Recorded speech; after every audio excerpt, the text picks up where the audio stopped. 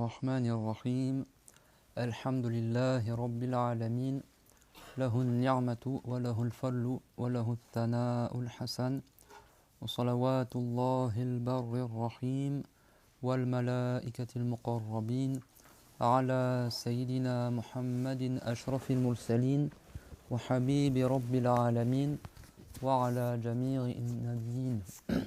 جميع النبيين اللهم علمنا ما جهلنا وذكرنا ما نسينا وانفعنا بما علمتنا وزدنا علما وإنا نعوذ بك من حال أهل النار اللهم وفقنا لما تحبه وترضى وارزقنا الإخلاص لوجهك الكريم اللهم لا سهل إلا ما جعلته سهلا وأنت يا حي يا قيوم تجعل الحزن إذا شئت سهلا رب اشرح لي صدري ويسر لي أمري واحلل عقدة من لساني يفقه قولي آمين.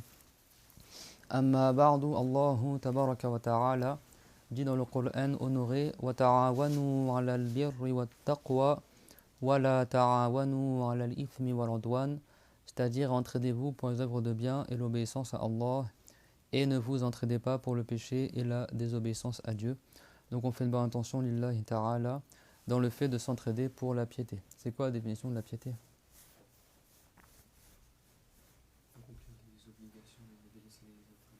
Accomplir tout ce qui est obligatoire et éviter ce qui est interdit. Je vous rappelle qu'apprendre la religion, c'est obligatoire. Donc du coup, pour être pieux, il faut apprendre la religion. Et si on n'apprend pas la religion, on ne peut pas être pieux. Donc la piété, c'est pas l'habit, c'est pas ce que tu manges, c'est pas ce que tu bois, c'est qu'est-ce que tu as appris de la religion et qu'est-ce que tu appliques, le fait que tu accomplisses l'obligation et t'évites les interdits, comme il l'a dit également Ibn Rashir. Et on fait une bonne intention lillahi ta'ala dans le fait de réviser ensemble la science de la religion, car si on ne fait pas une bonne intention lillahi ta'ala, on n'a pas de récompense dans nos actes. Alors quand on dit faire une bonne intention, ça ne veut pas dire je le fais lillah, hein Mariam. Ça veut dire par exemple quelqu'un il met l'intention de rechercher l'agrément de Allah et c'est que Dieu agrée cette chose-là, donc il met l'intention d'avoir l'agrément de Allah. Ou alors il a entendu le hadith du prophète alayhi salatu wassalam qui est rapporté par Al-Bukhari, Muslim, Al-Tabarani. Ya ayyuhan nas ta'allamu, ô vous les gens apprenez, fa innamal ilmu bit ta'allum wal fiqhu bit tafaqquh. Certes, la science ne viendra que par l'apprentissage et la compréhension dans la religion ne viendra que par le fait d'apprendre le fiqh. Wa man yuridillahu bihi khayra yufaqihu fid din, et celui pour qui Dieu veut le bien, il fasse qu'il apprenne la religion. Donc quelqu'un il a en tête ce hadith là, il dit voilà je vais aller au cours pour appliquer le hadith. Même s'il n'a pas dit lillahi ta'ala, même s'il n'a pas dit pour les récompenses, mais lui il va appliquer la parole du prophète. Il a des récompenses, c'est une bonne intention. Et yani ya hasana la takhtassu bi yaqul af'aluhu lillah. Aslan niya laysat ibara yujriha ala qalbihi. L'intention c'est pas une expression déjà à la base qu'on dit dans son cœur, c'est qu'est-ce que tu vises. Si toi ton intention et ce que tu vises par ton acte, c'est d'avoir l'agrément de Allah, c'est une bonne intention. Et que ton acte bien sûr c'est un acte de bien. Si toi ce que tu vises par ton acte, ton intention, c'est d'appliquer une ayah du Coran. Par exemple, Dieu l'a dit, taqullah, craignez Allah, soyez pieux. Donc lui, il a dit, voilà, moi je vais être pieux, donc je vais apprendre la religion.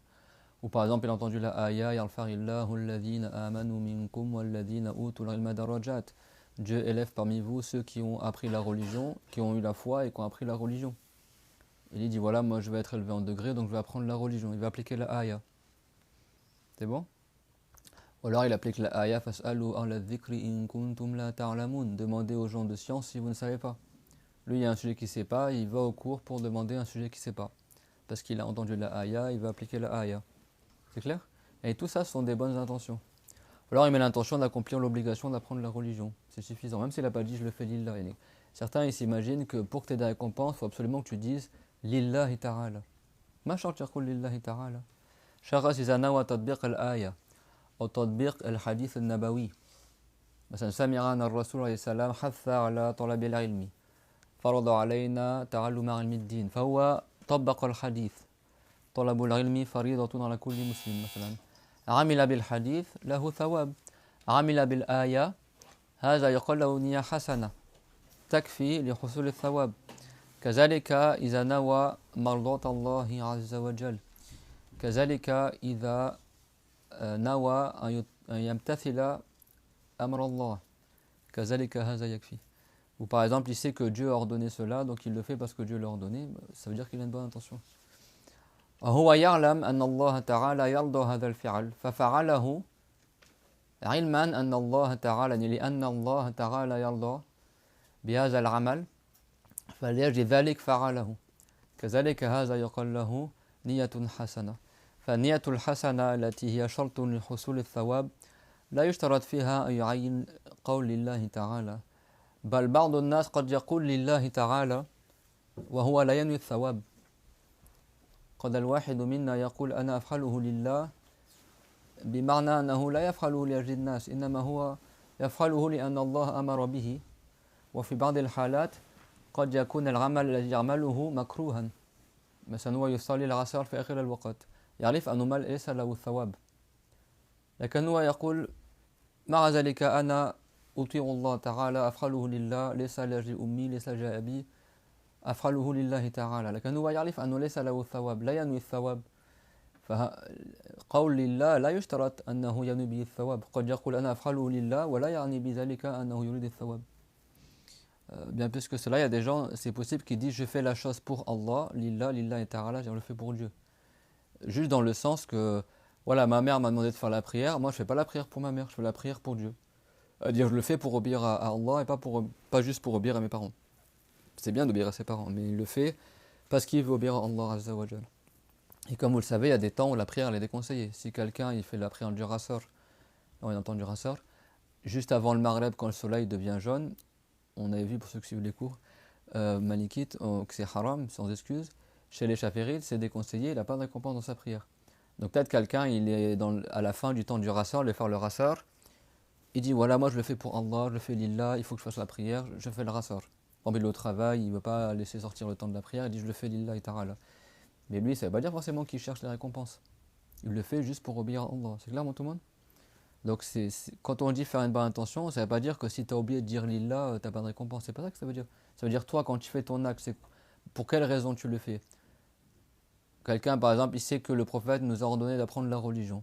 Et lui, comme il sait cela, il dit bah, aujourd'hui, je vais aller au cours de religion, je vais appliquer la parole du prophète. Il a déjà ça, c'est une bonne intention. C'est-à-dire que dans son apprentissage, il aura des récompenses. مفهوم؟ أما المرأة التي تحضر مجلس علم الدين ولا تستر عورتها ليست لها ثواب بحضور المجلس، إنما هي لها ثواب بسماع الدرس. Quant à la personne qui vient dans une situation qui est déconseillée pour elle ou voire haram, par exemple quelqu'un vient dans l'assemblée, sa zone de pudeur elle n'est pas entièrement couverte, que ce soit un homme ou une femme, ou dans une habillée d'une manière qui est déconseillée par exemple, dans laquelle il n'a pas de récompense, les savants ils disent le fait qu'il soit présent dans l'assemblée, il n'a pas de récompense à être présent dans l'assemblée. Mais après à écouter la science, il a des récompenses. C'est bon? Donc c'est quand on dit quelqu'un il va au cours avec une bonne intention, bien sûr dans un cas de figure où il a des récompenses en jugement de Allah Azza wa Jal.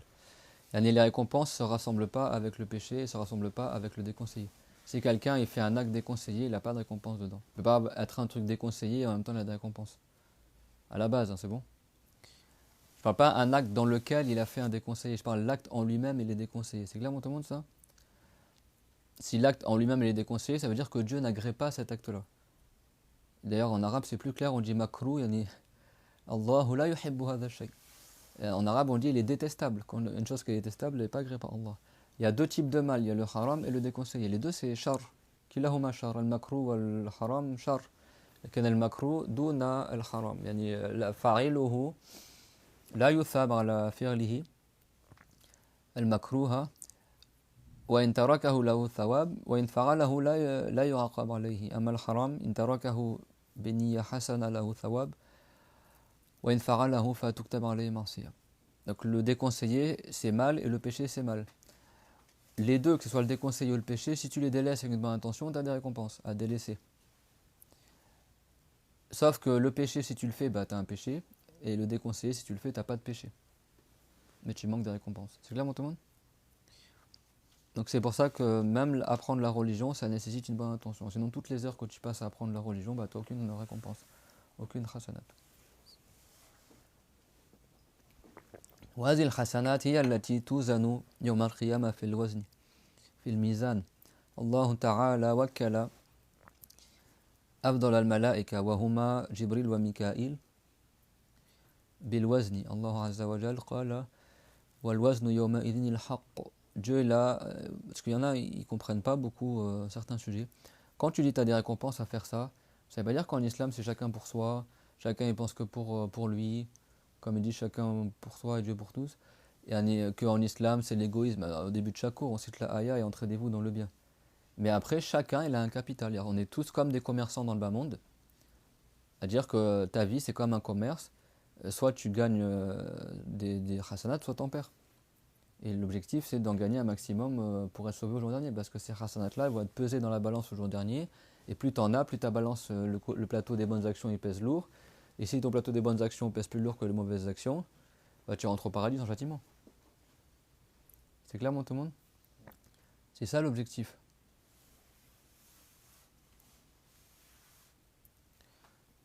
Donc, c'est pas juste le fait que chacun, il... Ça marche ou pas le truc?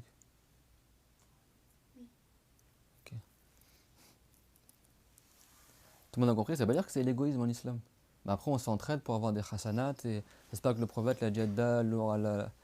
Regarde, parce que le chat, c'est tigrou. Hein, il a l'air gentil, mais il griffe. C'est bon. Le prophète, il a dit celui qui indique de faire un bien, il a la récompense comme s'il avait fait ce bien-là. Parce qu'il y en a qui ne comprennent pas, Dieu, c'est quoi vous œuvrez pour les récompenses, etc. C'est quoi cette religion? Il y en a, ils disent comme ça, ils croient qu'en islam, chacun, c'est pour soi. C'est pas ça. C'est clairement tout le monde. Juste, c'est quoi le problème avec le téléphone? Parce qu'en fait, ça me stresse en fait. C'est pour retirer les commentaires. Ah oui, mais il est pas là. Normalement, tu as un réglage. Oui, c'est ce que je fais. Ok, bon, dans ce cas-là, dites-le moi, parce que moi, en fait, C'est bon, c'est ok. comme j'enregistre avec le téléphone, plus je filme tout ça et je donne le cours, et en même temps, je supervise.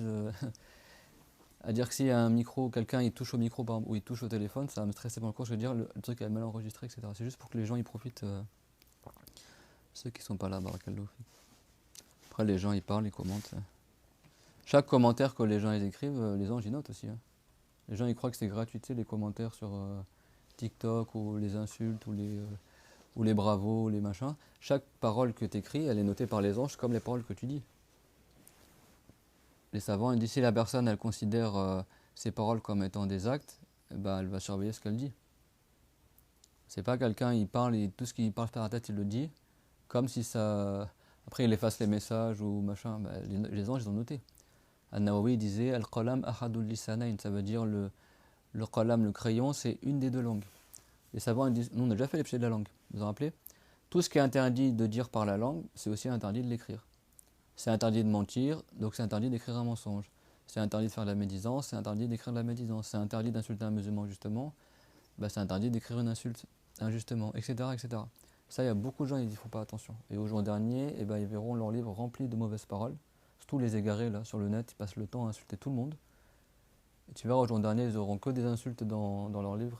Tu crois qu'ils seront heureux? Dans le bas monde, des fois, tu vois pas la conséquence des paroles. Dans le delà, par contre, tu le verras.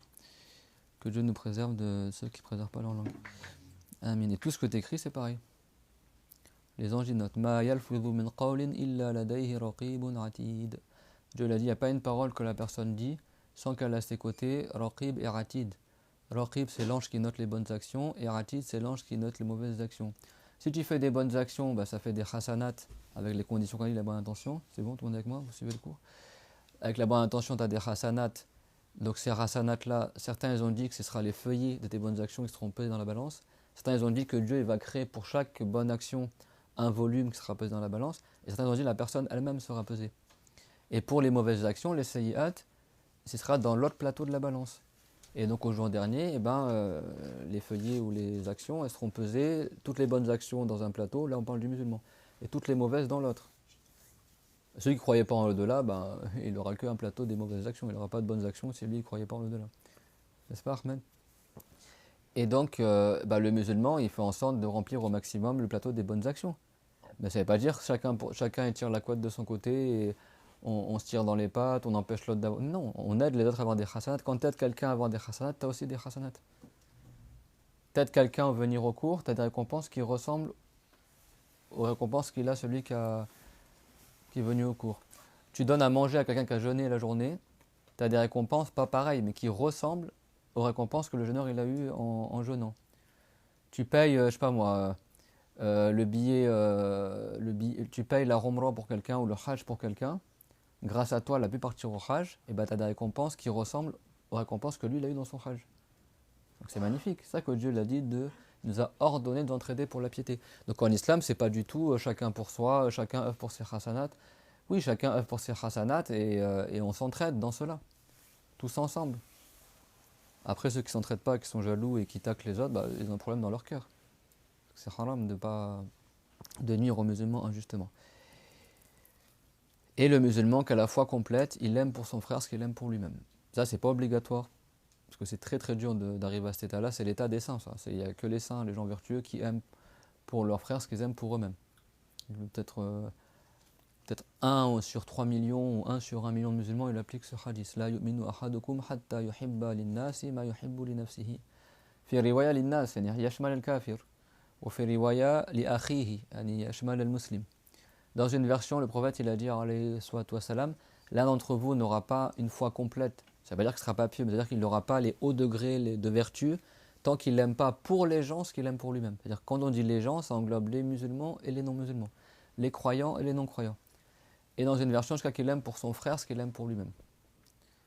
C'est-à-dire, si toi t'aimes apprendre la religion, bah, aime pour les autres qui apprennent la religion. Si t'aimes faire la prière, aime pour les autres qui fassent la prière.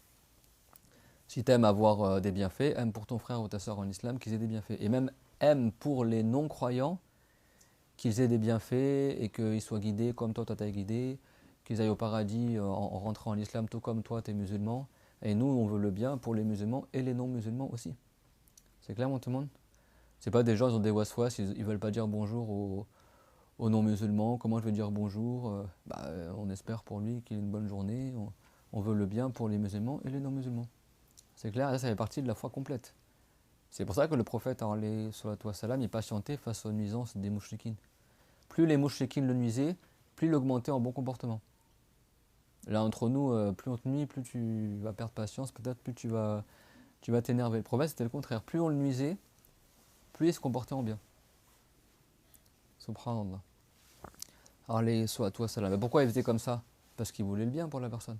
Parce que si tu réfléchis, à force de répondre en bien à celui qui te nuit, tu réponds en bien à celui qui te nuit, tu réponds en bien, n'est-ce pas qu'à la fin, cette personne-là, il va réfléchir, il va peut-être faire le repentir et des fois devenir ton ami ou devenir musulman, etc. Et c'est ça, ça veut dire que le prophète, il aimait le bien pour les gens. Il voulait que les gens soient guidés par sa cause. Si tu veux pas que les gens soient guidés par toi, tu vas avoir un mauvais comportement, tu vas pas calculer c'est quoi la réponse. Il y avait à l'époque l'arrière-petit-fils du prophète, alayhi salatu wa salam, Zayn al-Abidin. Ali, fils de Hussein, fils de Ali ibn Abi Talib. Zayn al-Abidin, c'était le meilleur de Quraysh à son époque. Il avait la prestance d'un roi.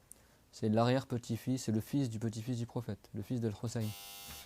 Wa sallallahu ala Muhammad wa ala jami'in nabiyyin. Lui, c'était un grand saint, c'était le meilleur de Quraysh à son époque.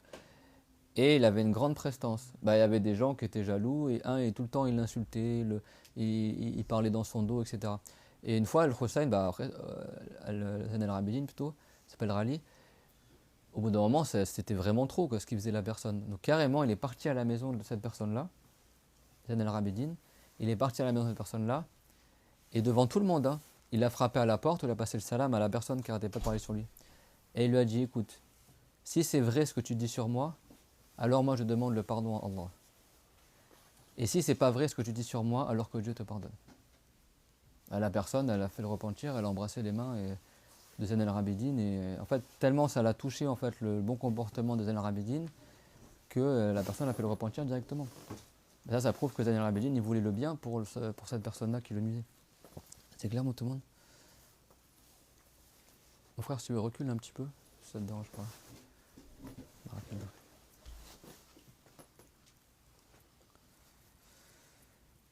Donc c'est ça en islam. Les hasanat, ça veut dire quoi? Tu fais pour la récompense. Des fois on ne sait pas c'est quoi les récompenses. Peut-être quelqu'un est nouveau, il ne sait pas c'est quoi. La récompense, ça veut dire qu'au jour dernier, ta balance des bonnes actions, elle sera remplie avec ces choses-là. Les hasanat et les sayyi'at. Les sayyi'at, c'est les mauvaises actions. Quelqu'un qui fait beaucoup de péchés, ces péchés, s'il n'en fait pas le repentir ou s'il n'est pas croyant, ces péchés-là, ils vont s'accumuler dans la balance au jour dernier des mauvaises actions. Il y a 2 anges au jour dernier qui seront chargés de la balance. et c'est les meilleurs anges. C'est Jibril et Mikaïl. D'accord? Jibril et Mikaïl, c'est les deux meilleurs anges et ceux qui pèseront les actes au jour dernier. C'est ça que Dieu l'a dit, Wal waznu yawma idhin al haqq. Ça veut dire la balance ce jour-là sera véridique. Il n'y aura pas de tromperie dans la balance. On rappelle les péchés des mains, on avait vu le tatwif, quand tu trompes dans la pesée, si quelqu'un il trompe dans les marchandises, quand il pèse, il veut vendre pour quelqu'un, il trompe la balance, tout ça. Au jour dernier, il n'y aura pas cela. Et après Dieu, il pardonne à qui il veut parmi les croyants. Et même si quelqu'un n'a pas beaucoup de bonnes actions, c'est possible que Dieu il fasse que une bonne action, elle pèse très lourde. Et après, c'est Dieu qui fait ce qu'il veut. Si les deux plateaux sont à égalité, la personne ne sera pas châtiée non plus. Ça, on parle du musulman. Il ne sera pas châtié, mais il ne rentrera pas au paradis parmi les premiers. Il attendra sur un mur qu'on appelle al-Araf. Araf en arabe, c'est le pluriel de Rolf. Rolf, c'est la crinière du cheval. Et en fait, ce mur-là, il est entre le paradis et l'enfer. Comme Dieu l'a dit, d'un côté du mur, il y a la miséricorde, de l'autre côté, il y a le châtiment. C'est un mur qui est entre le paradis et l'enfer. Et Dieu l'a dit dans le Coran, wa al-Araf rijal. Sur al-Araf, il y aura des hommes, des gens, quoi. Ça, c'est les gens. Et après, il y en a eux parmi eux qui vont s'envoler et rentrer au paradis. D'accord? Parce que chacun, il y a un ordre précis pour rentrer au paradis. C'est pas tout le monde y rentre en même temps. Les meilleurs, ils rentrent en premier. D'abord, c'est tous les prophètes qui rentrent. Le premier qui rentre au paradis, c'est qui? Le prophète Mohammed, alayhi salatu wassalam. Après, tous les prophètes. Et après, la communauté du prophète Mohammed, alayhi salatu wassalam. Et après, les autres communautés. Mais les gens, ils rentreront groupe après groupe. Comme Dieu l'a dit, Zumara. D'accord? Zumara, c'est le pluriel de Zumra. Yani Zoum, Fauj, Barda Fauj. Ahlul Jannah wa Ahlul Nar. Yatruluna ila ma'wahum Zumara. Yani les gens du paradis et les gens de l'enfer. Ils rentrent groupe après groupe. C'est pas tous d'un coup. Et donc, au paradis, c'est pareil. Il y a un ordre. Les meilleurs, ils rentrent en premier. Après les autres. Et après les pires des musulmans, ils rentreront en dernier. Au paradis. C'est clair, tout le monde? Si quelqu'un, ses bonnes actions sont plus lourdes que les mauvaises, il rentre au paradis parmi les premiers. C'est bon? Si quelqu'un, ses deux plateaux sont à égalité, il a autant de bonnes actions, de mauvaises actions, la balance est à égalité, il ne sera pas châtié, mais il attendra son tour pour rentrer au paradis, sur ce mur-là. En revanche, si quelqu'un, parmi les musulmans, la balance des mauvaises actions, elle est plus lourde que les bonnes actions, on ne dit pas de manière catégorique qu'il sera châtié. Il est sur la volonté de Allah. Si Dieu le veut, alors il mérite le châtiment, en tous les cas, il mérite d'être châtié. Mais si Dieu le veut, il lui pardonne. Et si Dieu le veut, il fasse qu'il sera châtié. Soit un châtiment avant l'enfer, soit un châtiment en rentrant en enfer. Après, quelques détails qu'on a appris dans le chapitre de la croyance. C'est clair, tout le monde?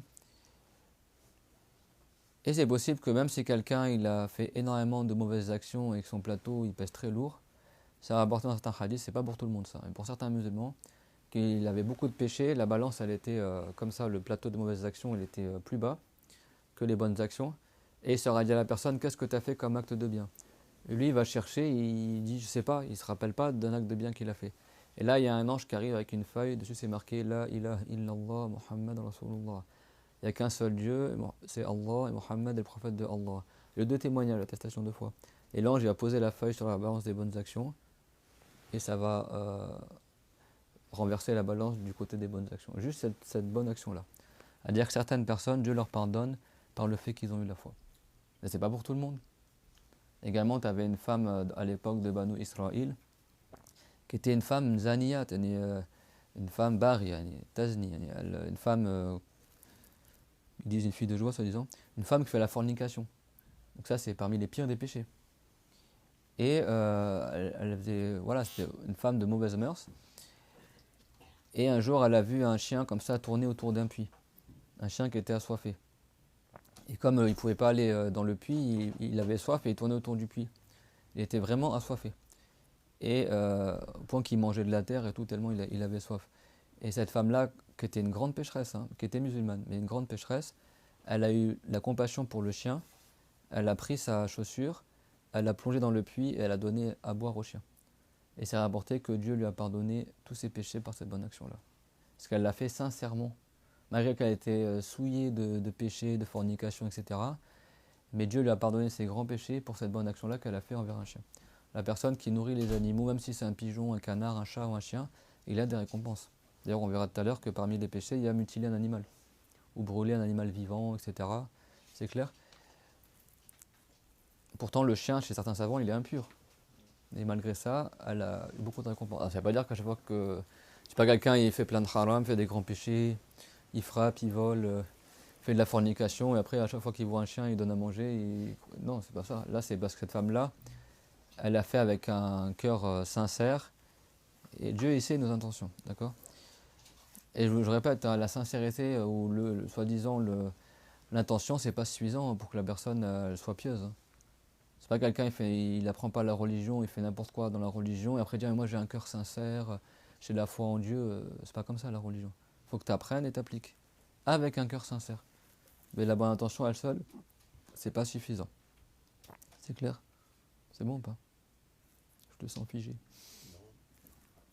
Il faut la bonne intention et faire les choses de manière conforme à la religion. Dieu est tout miséricordieux. C'est possible que quelqu'un il passe sa vie dans le péché et Dieu lui pardonne. Et Dieu, des fois, il nettoie la personne de ses péchés avec des maladies. Quelqu'un, avant de mourir, il a un cancer très sévère et la personne, elle patiente pour l'agrément de Allah et elle meurt comme ça. Et il y a beaucoup de gens comme ça, Dieu leur pardonne leurs péchés par des maladies qu'ils ont avant de mourir. Et ils quittent ce bas monde sans aucun péché.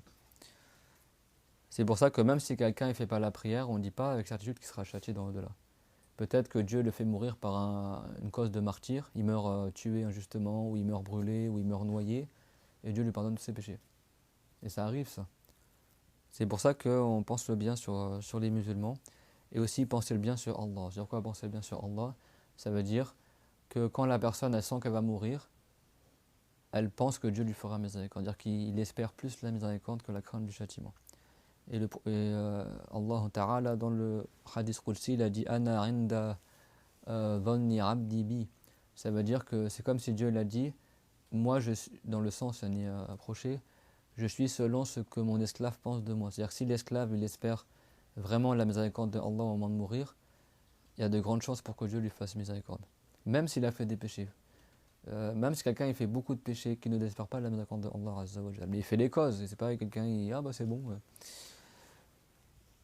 Ça c'est important, d'accord. Mais tant que t'es vivant, t'es pas en train de mourir, etc., et que t'es pas à la fin de ta vie, et tu penses pas que tu vas bientôt mourir, tout ça, tu fais en sorte que ta crainte du châtiment et ton espoir de la miséricorde soient équivalents. C'est bon, Ahmed, comme les deux ailes d'un oiseau.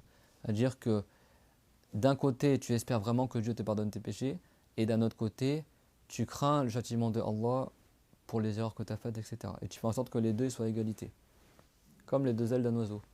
Mais au moment où tu penses que tu vas mourir, si tu es en train d'agoniser ou tu es vers la fin de ta vie, ben là, dans ce cas-là, tu fais prévaloir l'espoir de la miséricorde de Allah Azza wa Jal. Que Dieu te fasse miséricorde. D'accord? C'est-à-dire que ni la personne, elle se repose uniquement sur la miséricorde de Allah et elle fait plein de péchés, et de toute façon Dieu est miséricordieux, même si je fais du haram, il me pardonnera, qu'est-ce que c'est qu'elle pardonne? Et ni le contraire, la personne, elle désespère de la miséricorde de Allah, elle dit ah, mais moi je serai châtié, quoi que je fasse, de toute façon je fais trop de haram, je vais être châtié. Ça veut dire que tu penses le mal de Allah Azza wa Jal. Donc ni tu te reposes de manière outrancière sur la miséricorde de Allah et tu sers de ça comme prétexte pour faire du haram, et ni tu désespères totalement la miséricorde de Allah et tu te dis de toute façon j'irai en enfer, etc. Non, tu restes entre les deux. Tu as l'espoir de la miséricorde de Allah et tu as la crainte de son châtiment. C'est clair? C'est comme ça qu'il doit être le musulman. Il fait des bonnes actions en espérant être pardonné et il évite les péchés en ayant la crainte du châtiment. C'est ça la piété. Taqwa en arabe, ça ne veut pas dire la piété, hein, ça veut dire la crainte à la base. Ittaqillah, yani craint Allah. التقوى معناه الخوف من الله لكن الخوف الذي يجرك إلى أداء الواجبات واجتناب المحرمات. Mais c'est la crainte qui te pousse à accomplir les obligations et à éviter les interdits. وهذا يتطلب مراقبة النفس. يعني الشخص لابد أن يراقب نفسه يتعلم ثم يراقب نفسه كل يوم يراقب هل أنا نيتي حسنة هل أنا أؤدي الواجبات واجتناب المحرمات. La personne elle se surveille elle-même. C'est-à-dire tous les jours, la personne, elle regarde. Est-ce que si je fais ça, c'est permis ou pas? Est-ce que j'ai bien fait mes prières? Est-ce qu'elle se rend des comptes à elle? D'accord? Et ça, c'est un devoir du cœur. Al-muraqabatu lillah, ça veut dire que tout le temps tu crains Allah. Mais ça veut dire que tout le temps, tu as des limites. C'est-à-dire que quand il y a un truc qui est haram, ah, non, ça c'est haram, je le fais pas. Ah, ça c'est obligatoire, je le fais. Ah, ça c'est sunnah. Tu vois, tu es toujours en train de te surveiller pour faire les choses bien. Ça, c'est un devoir du cœur. Et si tu n'as pas appris la religion, comment tu vas faire? Tu ne pourras pas. Tout le monde a compris pourquoi on œuvre. Et donc, quand tu fais des bonnes actions avec une bonne intention, qu'on explique au début du cours, tu as des hasanat. C'est-à-dire que les anges, ils notent, tu as fait une bonne action, tu as fait une bonne action, tu as fait une bonne action. Des fois, la bonne action, alors une seule bonne action est multipliée par 10 à chaque fois, au minimum. Et il y en a, elles sont multipliées par 100, par 100 000, par... Ila masha Allah. Kullu hasana bi ashri amsaliha. C'est parmi les choses que Dieu a accordées à une communauté. Quand tu fais une seule bonne action, les anges, ils notent 10 récompenses. Alors que si tu fais un péché, les anges, ils notent un péché. Tu as vu la miséricorde de Allah? Si tu fais un péché, ça compte un péché. Mais si tu fais une bonne action, ça compte comme 10 bonnes actions. Si quelqu'un il fait 5 prières, c'est 5 prières quotidiennes, les anges ils inscrivent la récompense de 50 prières. Tu fais un péché, les anges ils notent un péché. C'est-à-dire que si quelqu'un il fait une seule bonne action, c'est une cause pour que Dieu lui pardonne 10 péchés. Parce que la bonne action efface la mauvaise. C'est pas que Dieu il a dit que la bonne action efface la mauvaise, et le prophète il a dit également la même chose. Il a dit fais suivre les mauvaises actions par une bonne action. Si tu as fait un péché, même tu dis juste après la ilaha illallah, ou alors tu fais une aumône, ou alors tu fais une prière, et ben c'est une cause pour que Dieu il pardonne ton péché. Il efface ton péché. Mais après, dans tous les cas, il faut que tu fasses le repentir. C'est-à-dire que le prophète nous a enseigné de ne pas désespérer. Même si tu as fait un péché, tu le fais suivre par une bonne action. Et une seule bonne action, c'est une cause pour effacer 10 petits péchés. Donc l'islam, il t'encourage à faire le bien, pour l'agrément de Allah. Mais quand on dit pour les hasanat, c'est pas juste pour avoir, soi-disant, de l'argent. Parce que les hasanat, c'est un signe d'agrément de Allah, c'est pour l'agrément de Allah qu'on œuvre. Ceux qui disent, parce qu'il y a des gens, des fois, ils écrivent, ouais, pourquoi vous faites juste pour les hasanat? Mais en fait, tu fais pourquoi alors tes bonnes actions? Pour les gens? Pour l'argent? En fait, si tu fais pas les bonnes actions pour l'agrément de Allah, pourquoi tu fais les bonnes actions? Il y a des gens, ils ne comprennent pas ça, en fait. Je crois que nous, on est juste là en mode banquier, on récupère des hasanat. Oui, mais les hasanat, ça veut dire que tu as l'agrément de Allah. C'est-à-dire que ces hasanat-là seront pesés au jour dernier par les anges, et si tu as beaucoup de bonnes actions, Dieu, il t'agrée et te fait entrer au paradis sans châtiment. C'est pour ça qu'on œuvre. Pour éviter l'enfer et rentrer au paradis. Et quand tu aides ton frère et ton prochain ou ta sœur, tu as des récompenses. Wallahu fi auni al-abdi ma kana al-abdu fi auni akhi. Et Dieu, il aide la personne tant que la personne aide son frère. Ça, c'est le prophète qui l'a dit, alayhi salatu wassalam, dans le hadith rapporté par Muslim. C'est-à-dire, si toi t'aides ton frère ou ta sœur en islam, Dieu il t'aide. Si tu soulages ton frère, Dieu te soulage une épreuve dans l'au-delà. C'est-à-dire que l'islam, il t'enseigne tout le temps de faire le bien, de vouloir le bien pour les autres, qu'ils soient musulmans ou non musulmans. C'est clair? Donc l'islam, c'est pas du tout l'égoïsme. Au contraire, c'est l'altruisme, c'est le fait de... même si quelqu'un il te fait du tort, tu agis en bien envers eux. Même si des gens ne croient pas en Dieu, tu gardes le bon comportement envers eux dans l'espoir qu'un jour, Inch'Allah, ils croiront en Dieu, ils remercieront Allah Azza wa Jal. Parce que nous, on existe. Pourquoi on existe? Parce que Dieu a voulu qu'on existe. C'est Dieu qui nous a créés. Si quelqu'un ne croit pas en Dieu, c'est-à-dire il remercie même pas son créateur de l'avoir créé. C'est triste, c'est vraiment c'est la pire de l'ingratitude.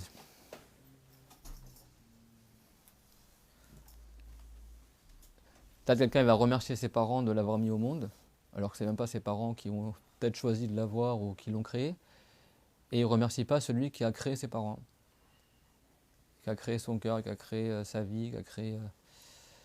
C'est vrai que la meilleure œuvre, c'est de reconnaître que Dieu il existe. Et de croire en lui, subhanahu wa ta'ala, dans ce qui est digne de lui. C'est-à-dire de croire que Dieu il est, sans début, sans fin. Moi je dis exister à chaque fois, mais bon, ce serait mieux dire Dieu il est. Il est sans début, sans fin, il ne ressemble pas à ce qu'il a créé, c'est pas un corps, c'est pas un volume, il ne ressemble pas à l'être humain, il ne ressemble pas à la lumière, pas à l'âme. Dieu, on ne peut pas l'imaginer. Ça c'est vraiment une règle pour tout le monde, retenez-la. Tout ce que tu imagines, ce n'est pas Dieu. Des fois, tu as des waswas, des fois, naturellement, la personne, elle a des idées qui lui viennent à l'esprit. C'est-à-dire, naturellement, si je te parle du paradis, ton cœur, il va imaginer, tu vas avoir une image qui va arriver, n'est-ce pas? Des fois, même quand tu parles de Allah, tu vas avoir une sorte d'image qui va arriver, mais tu sais que ce n'est pas Dieu. Mais naturellement, l'esprit humain, quand tu parles de quelque chose, il essaye de... Il y a une visualisation qui a lieu dans ton cœur, c'est clair, tout le monde? Et donc, des fois, quand on parle de Allah Azza wa Jal, que Dieu il voit, que Dieu il entend, des fois, tu as comme des choses qui te viennent à l'esprit. Ben, comment tu rejettes tout ça? Tu dis tout ce que j'imagine, ce n'est pas Allah. Ça, c'est vraiment une règle d'or. Retenez-la, ça te guérit du waswas dans la croyance. C'est clair? C'est-à-dire, quand on dit la parole de Dieu, c'est pas un son ni d'être une langue, ça, c'est même pas la peine de chercher à imaginer. Dieu, on ne peut pas l'imaginer. Sa parole, on ne peut pas l'imaginer. C'est clair? Et là, tu coupes la route au shaitan. Parce que si tu commences à dire Dieu n'est ni en haut, ni en bas, ni à droite, ni à gauche, le shaitan va dire, mais alors, comment ça, alors soi-disant, Dieu il est où? Tu vois, il va te poser des questions comme ça, etc. Tout ce qu'on imagine, ce n'est pas Allah. Dieu, on ne peut pas l'imaginer. C'est-à-dire que nous, on parle avec des mots, on dit la parole de Allah, c'est pas un son, ni d'être, ni une langue. C'est pas pour vous appeler à imaginer la parole de Allah. Tu sais, c'est quoi comment on décrit la parole de Allah et tu t'arrêtes là. T'as compris? C'est ça que moi, souvent, quand je parle de la parole de Allah, directement, je dis, et la parole de Dieu, on ne peut pas l'imaginer. Comme ça, ton esprit ne va pas loin, tu commences à dire, alors comment c'est une parole sans son, sans... Tu vois, je comprends pas. Mais Dieu, on ne peut pas l'imaginer. C'est clair, mon tout le monde? Des fois, il n'y a pas une... Ton âme, elle te parle, par exemple, de faire ça, etc. Est-ce que tu entends un son? Non. Pourtant, ton cœur, il te parle des fois. Ton âme, elle te parle. Quand le shaitan te met des waswas, tu les entends par où, ton waswas? Par tes oreilles, t'entends un son, t'entends pas de son. Pourtant, des fois, tu l'entends bien. Shaitan, il a comme une trompe, il le colle sur ton cœur et il te murmure des choses. Et certains, ils ont dit que des fois, c'est ton âme. C'est l'âme, elle a un dialogue dissimulé avec le shaitan. Tu vois? Et des fois, c'est ton âme elle-même qui te parle et qui t'ordonne de faire des choses mauvaises.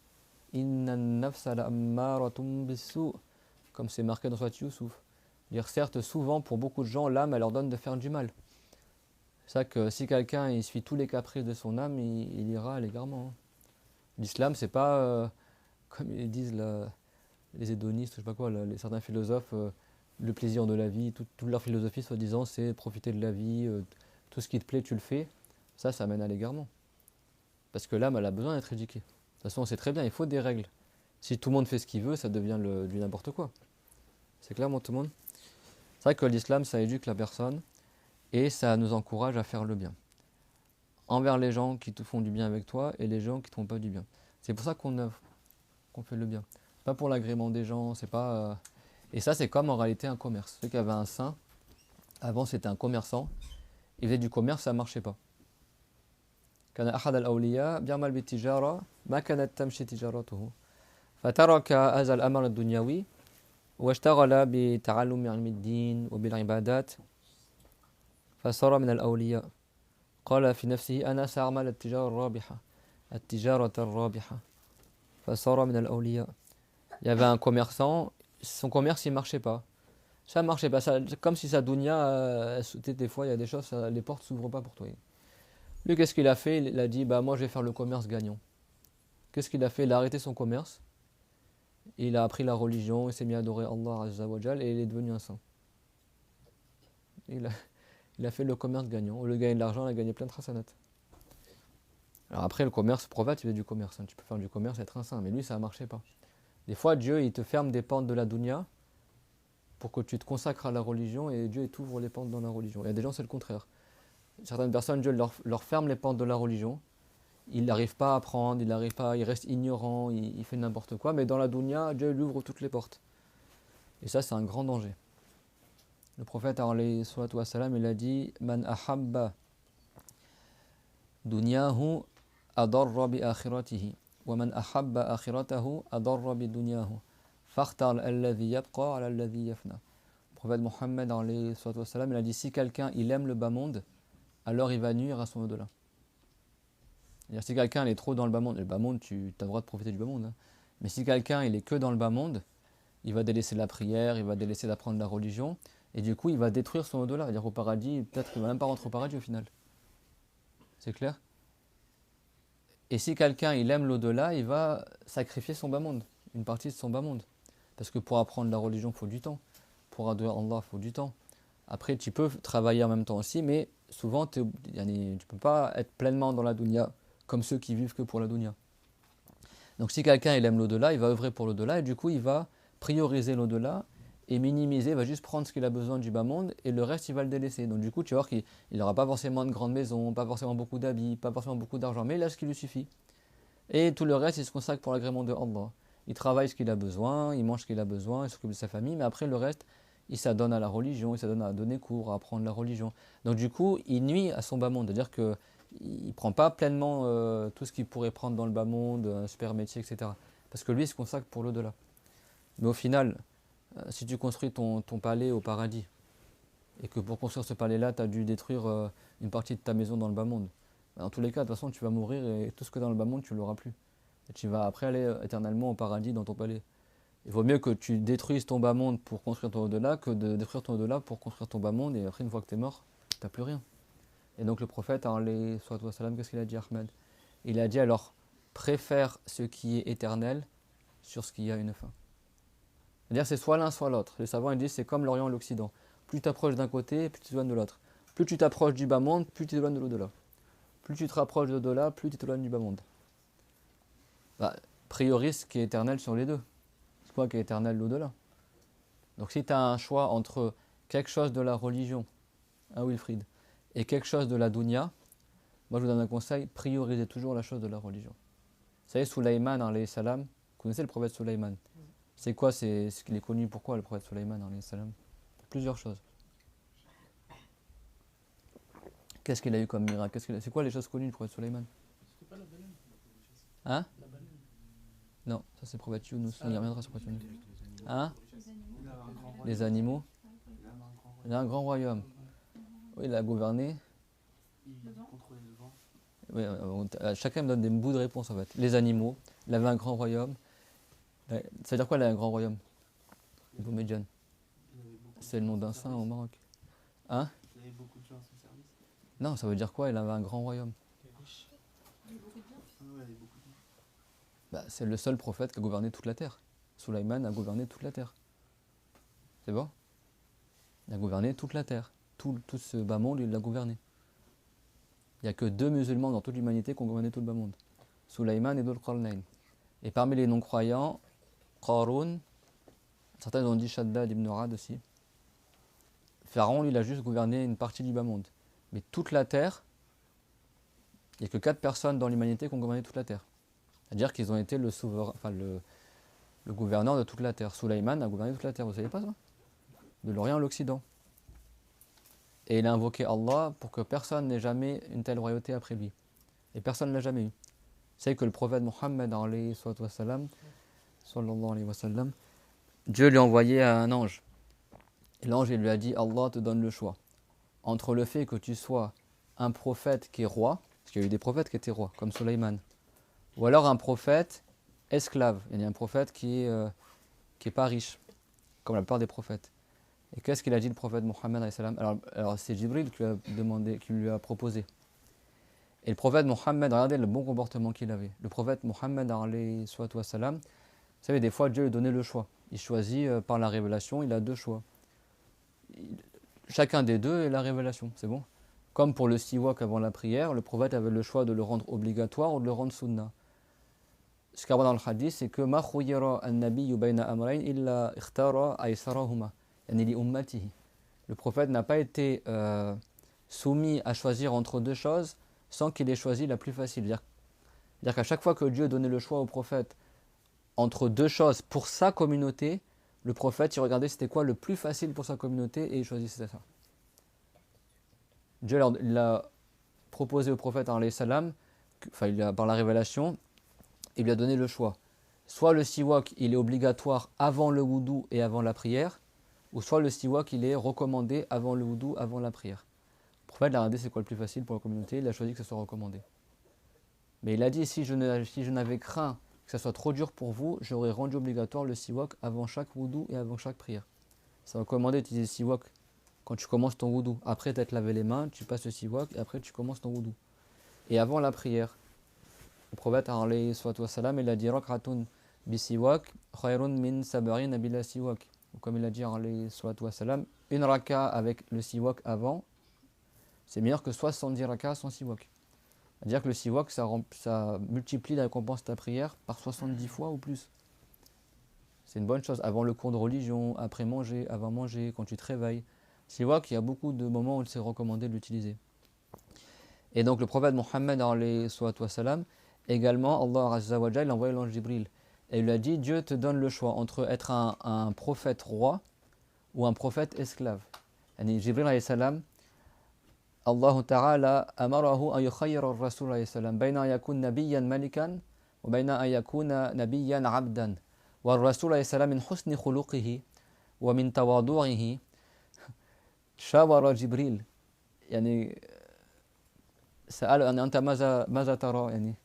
Le prophète alayhi salam, il avait pour habitude, ça montre sa modestie, ça c'est un exemple pour nous. Mais le fait que c'était le plus savant des gens, le meilleur des gens, il demandait l'avis à ses compagnons. Et quand Jibril, il lui a proposé ce choix-là par la révélation, le prophète s'est tourné vers Jibril comme pour lui dire tu me conseilles quoi entre les deux. Et Jibril il lui a fait un signe comme quoi sois modeste, choisis la modestie. Le prophète était modeste, mais sois encore plus modeste. Et le prophète il a dit Allahumma ajuru yawman wa ashbaru yawman. Il a dit oh Allah, je préfère manger à ma faim un jour et un jour j'ai faim. À dire un jour sur deux je mange et un jour sur deux j'ai faim quoi. Aïcha disait ma ashbara Rasulullah sallallahu alayhi wa sallam yawmain bi khubz ash-shabi ma ashbara ma shabira Rasulullah sallallahu alayhi wa sallam bi khubz ash-shabir yawmain ash-sharir. C'est-à-dire le prophète alayhi salam il a pas été rassasié de manger du pain de seigle 2 jours de suite. Il y a un jour sur deux il mangeait à sa faim, un jour sur deux il mangeait pas à sa faim. Le prophète a choisi cela. Dieu lui avait proposé d'être un roi. Le prophète l'a choisi d'être encore plus modeste que cela. Et donc Sulayman alayhi salam, donc lui c'était un roi. Ça veut dire que les prophètes qui sont rois, ils sont forcément moins bien. Sulayman il a choisi la royauté, enfin il n'a pas choisi la royauté à la base, mais il a invoqué une royauté qui ne conviendra à aucun prophète après lui, à personne après lui, dire quelque chose que personne n'aura après lui. Mais il a utilisé sa royauté pour propager l'islam. Il faisait des conquêtes, il avait une armée, enfin il a beaucoup œuvré pour la religion. C'est clair? Parce qu'à son époque, il y avait des rois sous son égide qui n'étaient pas musulmans, comme la reine de Saba. Balqis, elle n'était pas musulmane à cette époque-là. Après, elle est rentrée en islam, après, il s'est marié avec elle. Et donc, regardez, qu'est-ce qu'on a dit? C'est quoi, j'ai nos propos? Tu te rappelles, Wilfried? On a dit, quand tu as un choix entre un ciel du bas monde et un ciel au-delà, qu'est-ce qu'on a dit? Tu priorises tout le temps, c'est pas obligatoire, mais ça ne veut jamais arriver. Des fois, tu dois aller quelque part, et tu as à peine le temps de faire la prière avant. Alors soit tu y vas directement sans faire la prière et Inch'Allah tu auras le temps de faire la prière, des fois tu galères, ou des fois vite je fais la prière après j'irai. Combien de fois tu te dis oh j'aurai pas le temps de faire la prière ça, et après tu pars, en fait, tu te dis j'aurai le temps de faire la prière, et puis des fois tu te trouves en galère à la fin du temps. Et moi ça m'arrive souvent, je dis et tant pis je fais quand même la prière en premier, c'est le plus important. Et au final, Allah il te facilite, et au final, tu arrives à l'heure au truc, ou au final, tout le monde est en retard comme toi. Enfin, tu vois, Dieu, il facilite. Quand tu priorises le bas monde, c'est moins bien. Et quand tu priorises l'au-delà, c'est quand tu fais un lapsus, et après, tu arrives à te rattraper. Et si tu n'avais pas fait t'es pas intervenu, on n'aurait pas pu faire un lapsus. Donc, si tu priorises l'au-delà, souvent, tu es gagnant. Dieu te facilite le reste. Sulayman, alayhi salam, comme pour le prophète Mohammed, Dieu lui a donné le choix, par la révélation, entre trois choses. Écoutez bien, c'est quoi les trois choses? Entre soit avoir la richesse, c'est bon? Soit avoir la science, c'est-à-dire la science de la religion, soit avoir la royauté. C'est bon?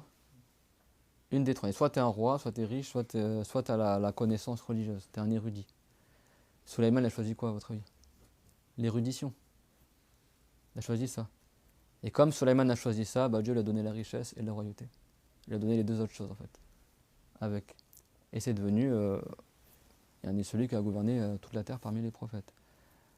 Alayhi salatu wassalam. Et souvent quand tu priorises l'au-delà, Dieu te facilite le bas monde. Ça, ne croyez pas que le fait d'apprendre la religion ou d'appliquer ou de faire la prière, ça va t'empêcher d'avoir ta subsistance, ça va t'empêcher de trouver du travail, ça va t'empêcher de...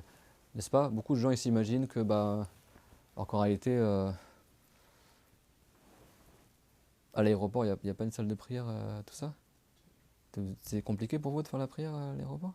Non, c'est à côté pour moi. T'as plein de gens qui travaillent des fois à temps plein et Dieu leur facilite pour faire la prière, que ce soit les hommes ou les femmes. C'est pas quelqu'un, il croit que ah, si je vais aller au cours, bah, j'aurai pas mon week-end. Non, non. Yani, comme c'est marqué dans le hadith. Alors le hadith, yani, كما ورد في الحديث. إذا شق يعني بمعنى المجاز يعني. من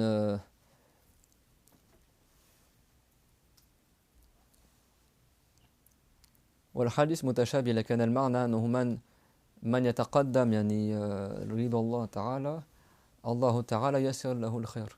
Mais il y a un hadith en arabe, il faut bien comprendre, et c'est dans les 40 hadiths de Nawawi, si quelqu'un n'a pas pris la religion, c'est la catastrophe. C'est comme si dans le sens, si tu vas vers Dieu en marchant, alors c'est une image, c'est une figure de style, c'est pour dire que quand tu fais un effort pour l'agrément de Allah, pour avoir l'agrément de Allah, Dieu t'accorde encore plus que ce que tu espéré. Mais le hadith en français, ça donnerait, si tu vas vers Dieu en marchant, Dieu vient vers toi en courant. Mais ça, c'est une métonymie. C'est pas Dieu qui vient vers toi en courant, c'est son agrément qui vient à toi. C'est-à-dire quand tu fais un effort, même s'il n'est pas très conséquent, pour l'agrément de Allah, Dieu il te donne en retour encore plus des fois que ce que tu espérais. C'est clair? Ça veut dire que c'est Dieu qui se déplace. Ça que ne dites pas, bah c'est bon, il y a le cours sur TikTok, ou je vais recevoir les audios, je reste chez moi. De toute façon, le cours il est enregistré, etc. Combien de fois l'enregistrement il marche pas? N'est-ce pas? Combien de fois la vidéo elle coupe en plein milieu, etc. Ah mais c'est bon, je vais pas aller au cours, je suis chez moi. Bah non. Quand tu te déplaces, tu profites beaucoup plus. Quand tu viens au cours. Donc tu n'es pas perdant. Donc continue, Inch'Allah, dans les péchés des mains. On avait parlé de certaines choses. On avait parlé du pire péché après la mécrance, c'est quoi? Après le blasphème, l'apostasie, tout ça. C'est quoi le pire péché? Ar-Rasul su'ila ayyu dhunubi a'zam. C'est quoi les pires des péchés? Le prophète Aïssam il a dit que tu attribues à Allah un associé alors que c'est lui qui t'a créé. C'est-à-dire quoi un associé? Hein? Un ressemblant. C'est-à-dire que tu prétends qu'il y a un Dieu comme Allah, soi-disant il y a un autre Dieu. Il y a plusieurs dieux soi-disant. Ani le shirk, comme ils faisaient les mouchriquines à l'époque du prophète, ils adoraient les idoles, etc. Après le compagnon a dit ensuite c'est quoi le pire péché? Il a dit que tu tues ton enfant par crainte de la pauvreté. Il y a des gens, ça s'est même passé, ça se passe encore à notre époque. Hein. Là, il y a environ 10 ans ou plus, une dizaine d'années, quinzaine d'années maintenant, tu avais une famille comme ça en Angleterre, ils avaient 7 enfants. Et c'était une famille qui était un peu pauvre, ils habitaient un peu à la campagne. Et ils n'en pouvaient plus de leurs enfants, ils n'arrivaient pas à gérer tout ça. Ils ont enfermé tous les enfants dans la grange et ils ont mis le feu à la grange. Et après, ils ont dit, oh, nos enfants, ils sont morts, tout ça. Et après, la police ont fait une enquête et ils se sont rendus compte que les portes, elles étaient fermées, tu vois, de la grange. Et après, ils ont inculpé le père et la mère. Et en fait, après, ils ont avoué que voilà, ils s'en sortaient plus, etc. Ils ont tué tous leurs enfants. Et dans le Coran, Dieu l'a dit dans le sens de la taqtul waladaka ou la taqtulu awladakum khashyata al-imlaq. Ça veut dire ne tuez pas vos enfants par crainte de la pauvreté. Allahu yarzuquhum. C'est Dieu qui les pourvoit en subsistance. Chaque enfant qui vient à toi, ben, il vient avec sa subsistance.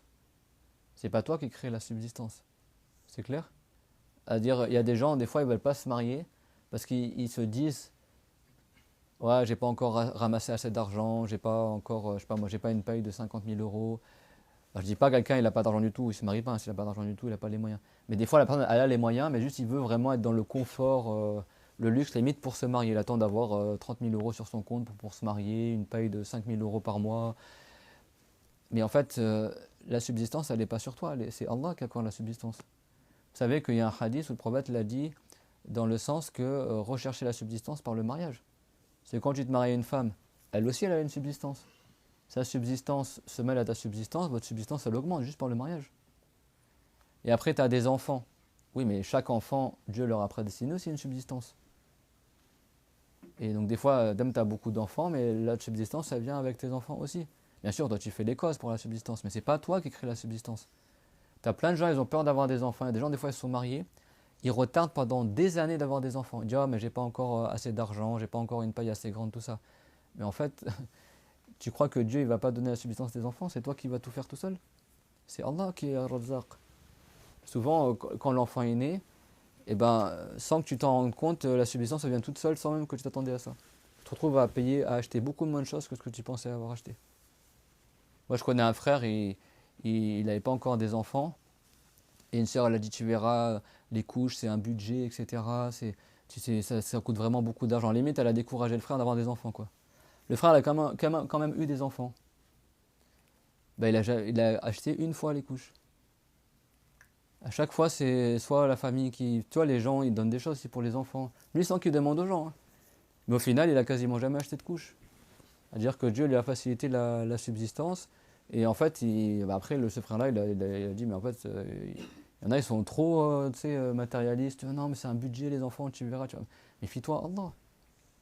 Je dis pas qu'on reste assis, on fait rien, tu dépenses rien pour tes enfants. Mais souvent, moi je connais un cher, il m'a dit, il a plusieurs enfants, machallah, qui sont grands maintenant. Et il m'a dit, au début, quand je me suis marié, c'était dans un studio, avec ma femme, on était à deux dans un studio. Après, quand j'ai eu mon premier enfant, Dieu nous a accordé une maison plus grande. Je sais pas, il doit avoir 5 enfants ou plus. Et il m'a dit, à chaque fois que j'avais un nouvel enfant, Dieu me donnait une maison plus grande, maison plus grande, maison plus grande. C'est-à-dire la subsistance, elle venait avec les enfants. Donc, parmi les pires des péchés, c'est le meurtre, d'accord? Donc, le prophète a dit que tu tues ton enfant par crainte de la pauvreté. Et parmi le meurtre aussi, il y a le suicide, se tuer soi-même. Alors ça, c'est pas de la mécrance en soi, le meurtre ou le suicide, si c'est le simple fait de tuer quelqu'un, mais c'est un péché très très grave. Très très très grave. Quelqu'un il tue un musulman justement, c'est comme si, le prophète l'a dit, c'est comme si le bas monde pour Dieu, il disparaissait. Le meurtre, c'est vraiment, quelqu'un qui tue comme ça, qui fait un meurtre, il est proche d'être quelqu'un non croyant. C'est clair? Et pareil, celui qui se suicide lui-même, le suicide est aussi interdit en islam. C'est clair, mon tout le monde? C'est ça que les égarés, là, les kamikazes, je sais pas quoi, là, les radicalistes, eux, ils croient qu'ils vont rentrer au paradis en faisant sauter la figure, il va droit en enfer, la personne, si Dieu ne le pardonne pas. C'est clair, mon tout le monde, le suicide, c'est un meurtre, sauf que tu te tues toi-même. C'est clair, mon tout le monde? Et donc ça, c'est interdit. Pourquoi? Parce que ton corps ne t'appartient pas, il appartient à Allah. Dieu n'agrée pas que tu détruises ton corps. Même si quelqu'un il est triste, même si quelqu'un il déprime, tout ça, t'as pas le droit de te tuer. C'est un meurtre. Tu fais le meurtre envers toi-même. C'est clair, mon tout le monde, c'est un grand péché, mais c'est pas une apostasie. Mais sachez une chose, parce que tu vois, des fois en Suisse, c'est un pays, t'en as plein qui se suicident parce qu'ils sont déprimés dans leur vie, etc. À Lausanne, t'as un pont comme ça, il y en a plein, ils sautent du pont. Du coup, t'as des gens, ils mettent des services sociaux, ils mettent leur tente sur le pont et quand quelqu'un s'approche du pont, ils lui conseillent non, mais tu vois. Moi, je me dis, les gens qui sont pas croyants, qui veulent se suicider, s'ils ont plus rien à perdre, mais rentre en islam. Deviens musulman. Si ta dunya, en fait, plutôt que de te tuer, après ton destin il est scellé à tout jamais. C'est clair, tout le monde? Et surtout que le prophète il a dit Man qatala nafsahu bi shay'in udhiba bihi fi jahannam. Celui qui se tue avec quelque chose, il sera châtié par cette même chose en enfer. C'est-à-dire si quelqu'un il se suicide en plantant un couteau dans le ventre, en enfer il va se planter un couteau dans le ventre comme ça indéfiniment. Si quelqu'un il se suicide en sautant du haut d'une montagne, et ben en enfer il va grimper une montagne de feu en étant déchiqueté tout ça, il va aller en haut de la montagne, sauter, après il remonte la montagne, il ressaute, après il remonte la montagne. Et si quelqu'un il est égaré, il est non-croyant, et ben pour l'éternité il va être châtié par ça. En plus des autres châtiments. C'est clair, tout le monde? C'est pour ça que quand quelqu'un se suicide, il n'est pas du tout libéré de quelque chose. Hein. Il empire son cas. Mais ça ne veut pas dire que le simple fait qu'un musulman se suicide, il est plus musulman. Et ça, il y a des textes en cela. Parmi les textes, c'est ce qui est rapporté par Muslim, qu'il y avait un homme qui a fait l'hégire. Vous vous rappelez l'hégire? Le prophète, il est parti de la Mecque pour aller à Médine. Et c'était par ordre de Allah, Azza wa Jal. Dieu a ordonné à tous les musulmans qui étaient capables d'aller rejoindre les musulmans à Médine. Ils n'ont pas fait l'hégire par peur des non-croyants, mais sur ordre de Allah Azza wa Jal. Et c'était un grand acte d'adoration à cette époque-là. Maintenant, c'est plus obligatoire l'hégire. La hijra, c'est bon, pas comme il dit aujourd'hui sur Internet, faut que tu fasses ta hijra, faut que tu fasses ta hijra. La hijra, elle est obligatoire que si quelqu'un ne veut plus pratiquer l'islam. En plus, le pire, c'est que c'est beaucoup de gens qui te disent ça, ils habitent en France. Pourquoi tu n'as pas fait ta hijra, toi? Pourquoi tu es encore là? Va faire ta hijra, laisse-nous tranquille. Et ça, c'est les radicalistes. Vous savez que c'est des stratégies aussi, ça. Parce qu'en France, il y a tellement d'ignorants. les radicalistes en France sont plus radicalisés que les musulmans qui habitent dans les pays musulmans. Les pays musulmans, ils ne sont pas radicalisés, ils sont normaux. C'est bon? Et tu as beaucoup de gens benets et extrémistes en France et en Europe plus que dans les pays musulmans. Et en fait, les Européens, qu'est-ce qu'ils font certains? En fait, pour se débarrasser des musulmans, ils les radicalisent. Comme ça, ils deviennent extrémistes. Et après, ils leur mettent dans la tête, faut que tu fasses ta hijra, faut que tu fasses ta hijra. Les non-musulmans. Faut faire l'hégire, faut pas rester en Europe, c'est un pays qui n'est pas musulman, machin. Et comme ça, après, ces radicalisés extrémistes, faut pas dire terroristes, et ben après, ils migrent dans les pays musulmans. Et après, ils vont faire le bazar dans les pays musulmans. Quand tu es dans les pays musulmans, tu vois pas toutes les dingueries, comme ils disent aujourd'hui, là, toutes les stupidités que tu vois en France, par exemple. Les gens qui interdisent le maolid, qui interdisent de visiter les tombes, qui interdisent... en France, ils sont là, alors qu'en Arabie, le maolid, c'est une fête nationale. Ils l'ont remise en fête nationale. Alors que tu vas au Maroc, en Tunisie, même tu vas à la Mecque, à Médine, les gens, ils visitent les tombes, ils font le tabarrouk, etc. Et en France, ils sont là, non, c'est haram, c'est du shirk, c'est du shirk. Mais en fait, les gens ne savent même pas comment ça se passe dans les pays musulmans. Ils inventent un nouvel islam qui est fondé sur l'ignorance en France, et ils sont radicalisés dans un truc qui en fait n'est même pas l'islam. C'est-à-dire ces gens-là, tu les mets après au bled, ils sont perdus quoi. Et en fait, ils radicalisent les musulmans et après il dit faut faire légère, comme ça après ces musulmans-là, ou ces égarés-là plutôt, ils vont après embêter les vrais musulmans qui eux habitent dans les pays musulmans et qui ne sont pas dans ces mouvances extrémistes-là. Tu as plus de radicalisés en France et en Europe que dans les pays musulmans. Les pays musulmans, c'est pas radicalisé. Tu vas à la Mecque, à Médine ou en Arabie Saoudite, ils sont pas brutaux et neuneux comme tu vois dans la région parisienne, ça n'a rien à voir. Même les wahhabites, ceux qui disent salafistes d'Arabie, ils se moquent des wahhabites salafistes, soi-disant, de France.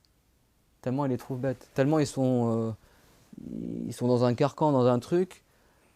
En fait, ils ont une idée de l'islam qui n'existe même pas en Arabie.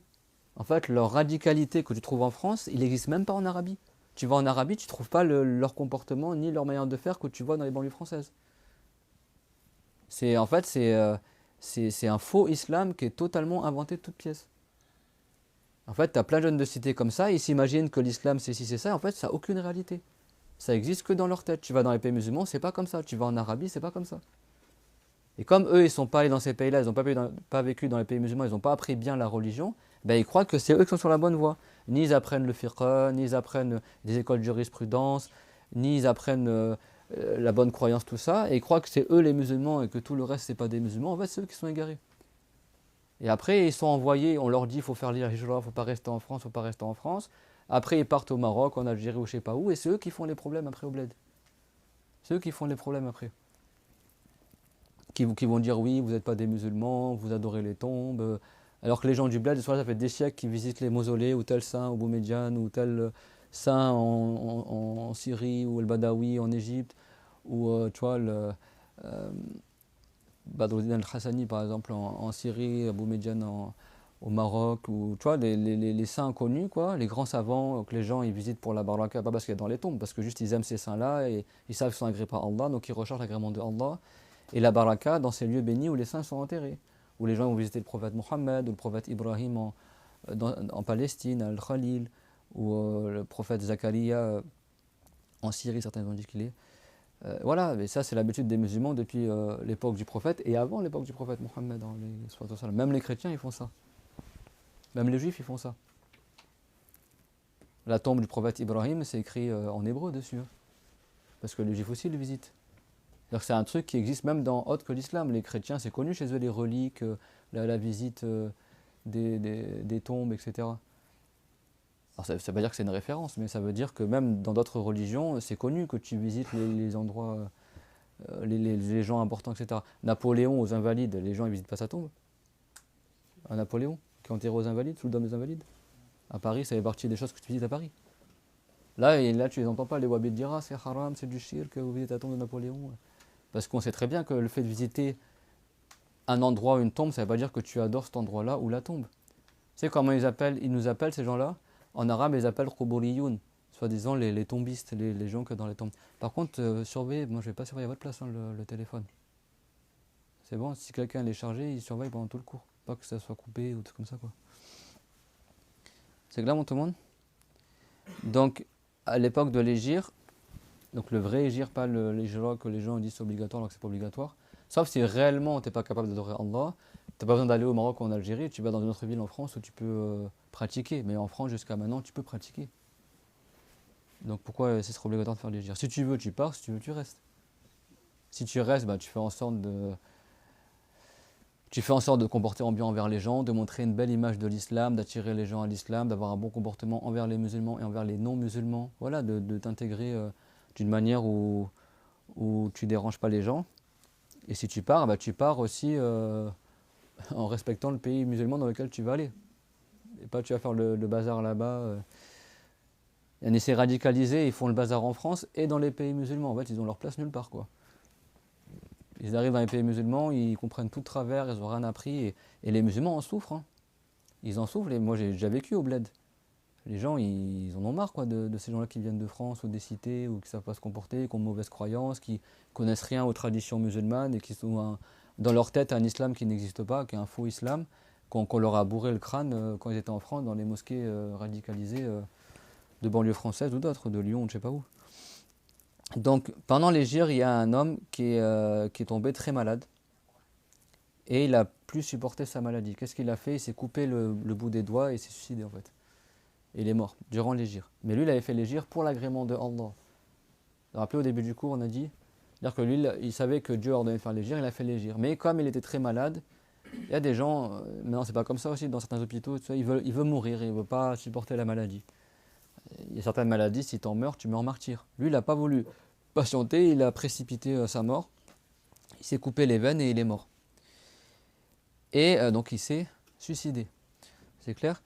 Quand donc il était avec un compagnon de voyage, donc l'autre il est mort, il a été enterré en chemin, et après son compagnon de voyage il est arrivé jusqu'à Médine. Et quand il est arrivé à Médine, il a raconté au prophète Mohammed salam, parce qu'en fait son compagnon de voyage il a rêvé, et dans le rêve il a vu celui qui s'est suicidé. Mais il avait un beau visage. Et il lui a dit Mazafar alabika rabbuk, qu'est-ce que Dieu a fait de toi? Et il a dit Dieu m'a pardonné pour l'hégire que j'ai fait par ordre de son prophète. C'est-à-dire que lui, comme il était sincère dans son hégire, comme on a vu certaines bonnes actions, peut effacer les mauvaises. Pourtant, il a fait un des pires des péchés, qui est le suicide. Et comme il avait fait l'hégire pour l'agrément de Allah sincèrement, Dieu lui a pardonné ce grand péché qui était le suicide. C'est clair? Et après, son compagnon de voyage dans le rêve, hein. Donc il l'a vu avec un beau visage, mais il a vu que ses mains elles étaient entourées par un bandage. Et il a dit Wama balu yadek, mais c'est quoi pourquoi tes mains sont comme ça? Et il a dit Qila li lan nusliha ma afsatta. Il m'a été dit donc dans le rêve, le mort, il lui a dit, le frère qui est décédé, et il lui a dit on m'a dit qu'on ne va pas réparer ce que tu as abîmé. C'est-à-dire que Dieu il te pardonne le fait que tu sois tué tout ça, mais le dégât que tu as fait pour tes mains, ça reste quoi. Et donc quand ce compagnon-là est arrivé à Médine, il a raconté son rêve au prophète. Et le prophète, il a invoqué pour le mort, il a dit Allahumma waliyadayhi faghfir. Allahumma waliyadayhi faghfir.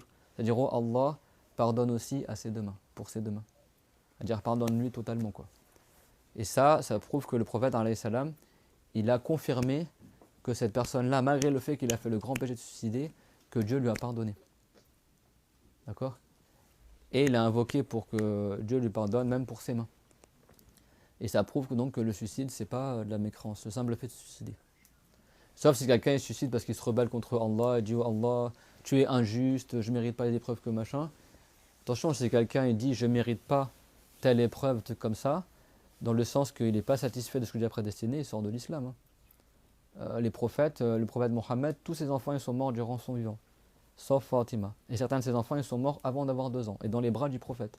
Le prophète n'a pas dit je suis la meilleure des créatures, je ne mérite pas ça. On ne dit pas ça, c'est clair?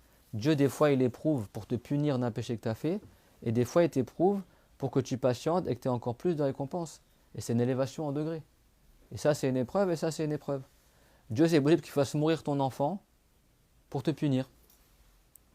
Et c'est possible qu'il fasse mourir ton enfant pour que tu aies des récompenses à patienter. Le prophète Mohammed, dans Muslim, s'est rapporté qu'il a dit à une femme des Ansar, il a dit, il n'y a pas une parmi vous qui perd 3 de ses enfants sans que Dieu lui donne le paradis. Dans le passé, c'était courant que les femmes, des fois, elles perdaient leur bébé ou tout comme ça. Et une des femmes des Ansar, elles ont dit Walithnan ya Rasulallah, elle dit Walithnan. Il a dit, et même si c'est deux, oh monsieur de Allah, il a dit, même si c'est deux. Et si elle perd 3 ou 2 enfants, et qu'elle patiente pour l'agrément de Allah, Dieu lui donne en récompense le paradis. Et même une personne que tu aimes beaucoup, même si c'est ton cher, ou même si c'est pas quelqu'un de ta famille, quelqu'un que tu es beaucoup attaché à lui, parmi les musulmans, et il décède, et toi c'est très dur pour toi son décès, et malgré ça tu patientes, Dieu te donne comme récompense le paradis. Donc des fois il y a des choses de manière apparente, ça pourrait être une épreuve ou un malheur, en réalité c'est une cause d'élévation en degré. D'élévation en degré. Le prophète Ayoub, alayhi salam, tous ses enfants, il avait 7 filles, 7 garçons. Ils sont tous morts. C'était dans son palais. Les Shayatin sont arrivés, ils ont fait trembler le palais, l'ont fait écrouler, et tous les enfants de Ayoub ils sont décédés. En même temps. Et après, Ayoub il a patienté pendant 18 années, en plus il était malade. Pas une maladie repoussante, parce que les prophètes n'ont pas de maladie repoussante. On ne dit pas qu'il avait des vers à côté de lui. Ayoub, si quelqu'un croit qu'un prophète avait une maladie repoussante, il n'est pas musulman. Les prophètes ne sont jamais repoussants. Parce qu'ils sont là pour rappeler les gens à l'islam. Même quand ils sont malades, ils ne sont pas repoussants. Mais Ayoub, il avait une maladie telle que la fièvre, par exemple. Il a patienté au point qu'il n'y a quasiment plus personne qui le visitait. Parce il avait de l'argent, le prophète Ayoub. Il a perdu toutes ses richesses. Toutes ses granges de céréales, tout ça, elles ont été brûlées par les Shayatin. Son palais, il s'est écroulé. Tous ses enfants, ils sont morts. C'est 7 filles et 7 garçons. Il a patienté pendant 18 ans. Et un jour, il y a 2 musulmans qui l'ont visité. Et l'un des deux, a'ouz billah, il a apostasie. Qu'est-ce qu'il a dit? Il a dit, moi je crois que Ayoub, il a dû faire un péché tellement grave que jamais personne avant lui ne l'a jamais fait. Et c'est pour ça que Dieu l'a puni par ça. En fait, il a mal interprété. Il n'a pas compris que l'épreuve pour les prophètes, c'est une élévation en degré. Il a pensé que Dieu il a puni le prophète Ayoub pour un péché très très grave que personne n'avait jamais fait avant lui. Et si quelqu'un l'attribue un grand péché au prophète, il n'est pas musulman. Donc cette personne-là, elle a quitté l'islam, a'ouz billah.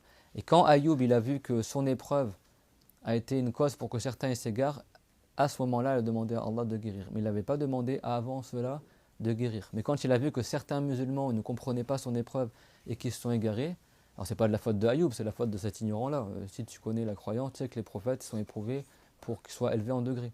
N'est-ce pas, Mariam? Les plus éprouvés sont les prophètes. Et donc après, Ayoub il a demandé à Allah qu'il le guérisse. Et il est sorti dehors pour aller faire ses besoins. Il y avait juste sa femme qui restait avec lui. Plus personne ne lui rendait visite. Il n'y avait que sa femme qui patientait à rester avec lui, tout ça. Et il est sorti. Et là, il y a l'ange Jibril alayhi salam qui est arrivé. Il a fait surgir une source d'eau du sol. Et il a dit à Ayoub, lave-toi avec cette eau-là et bois-en. Quand il s'est lavé avec cette eau-là, ça l'a guéri de sa maladie extérieure. Et quand il en a bu, ça l'a guéri de l'intérieur. Et ça l'a rajeuni. Il est devenu aussi beau qu'il était avant de tomber malade, comme s'il est rajeuni de 18 ans en arrière. Et Dieu l'a fait descendre 2 habits du ciel, 2 habits blancs comme les habits du pèlerinage, et il a changé ses habits et s'est habillé avec ces 2 habits-là qui étaient tout blancs. Et après, sa femme, elle s'inquiétait parce que Ayoub, il était sorti depuis un moment. Elle est sortie pour retrouver son mari, et elle a croisé Ayoub, sauf qu'il avait rajeuni, il était beaucoup plus beau, il avait des habits neufs, etc. Donc elle a dit, as-tu vu cet homme-là, un homme éprouvé malade, etc., qui est sorti dehors, etc. Et elle a dit d'ailleurs, j'ai jamais vu quelqu'un qui ressemble plus à lui que toi lorsqu'il était jeune. Et après elle a dit, mais c'est moi ton mari, c'est moi Ayoub. Et après elle-même, elle a bu de cette eau-là et elle s'est lavée avec, elle a rajeuni. Donc ils sont redevenus jeunes comme à l'époque avant qu'ils soient éprouvés par cette épreuve-là. Prophète Ayoub alayhi salam. Et du coup, ils ont passé la nuit ensemble et sa femme elle est tombée enceinte. Dieu l'a ressuscité les 14 enfants que Ayoub avait perdus et lui a accordé d'autres, le double encore. Donc il avait 28 enfants. Et Dieu l'a fait pleuvoir de l'or et de l'argent du ciel. Point que Ayoub, avec son habit, il récoltait ce qu'il était en train de se laver avec l'eau, et pendant qu'il se lavait, il faisait le roussoul, tu avais de l'or qui tombait sur lui. Et donc, ce qu'il faisait avec son habit, comme ça, il récoltait l'or dans son habit. Alors, on a vu que les prophètes ne sont pas attachés à l'argent. C'est clair? Et donc Allah Azza wa Jal, comme ça rapporte dans Al-Bukhari, il a révélé à Ayoub, mais n'est-ce pas que dans l'au-delà, je t'ai promis ce qui est meilleur que cet or-là du bas monde? Alors Dieu c'est toute chose bien sûr. Et Ayoub il a dit bien sûr que si. Le prophète Ayoub il a dit bien sûr que si, mais moi je récupère cet or-là juste pour rechercher la baraka. Comme cet or-là il vient du ciel et que c'est un or, c'est une miséricorde de Allah Azza wa Jal, c'est pas l'or que tu extrais de la terre. C'est l'or béni qui tombe du ciel. Et comme le prophète Ayoub alayhi salam, il sait que cet or-là il est béni parce qu'il vient de la miséricorde de Allah Azza wa Jal, juste il l'en prenait avec lui comme ça, juste pour rechercher la baraka. Ça prouve que les prophètes ils faisaient la recherche de baraka. Et ce hadith il est sorti, il a rapporté dans le Bukhari. Mais Ayoub lui il n'en a rien à faire de l'or, son cœur il n'est pas attaché à l'or.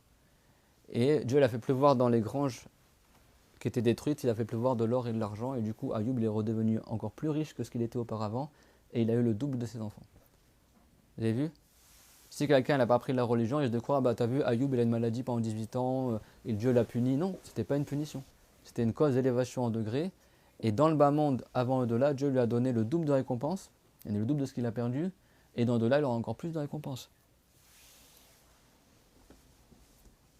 Donc le musulman qui a appris la religion, il sait que s'il lui arrive un malheur, en réalité c'est un bien pour lui s'il patiente. S'il patiente. C'est pas toutes les épreuves, c'est un bien pour le musulman. Si le musulman ne patiente pas, c'est pas un bien pour lui. D'accord? Et si c'est une épreuve par le fait qu'il ne fasse pas la prière, qu'il fait des péchés, c'est pas un bien pour lui aussi. C'est ça qu'on dit Allahumma la taj'al musibatana fi dinina. C'est-à-dire Allah, fais pas que nos épreuves soient notre religion. C'est pas des catastrophes religieuses, mais des catastrophes mondaines.